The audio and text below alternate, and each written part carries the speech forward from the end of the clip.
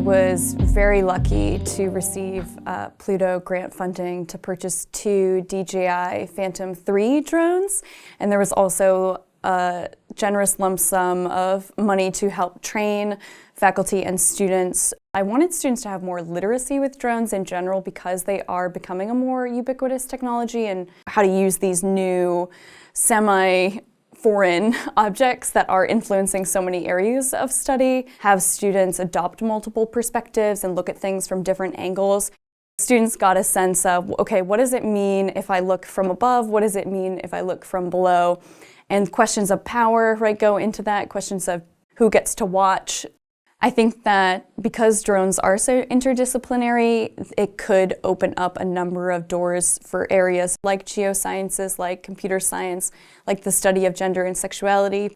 The act of having the drones has raised a number of questions for me as an instructor.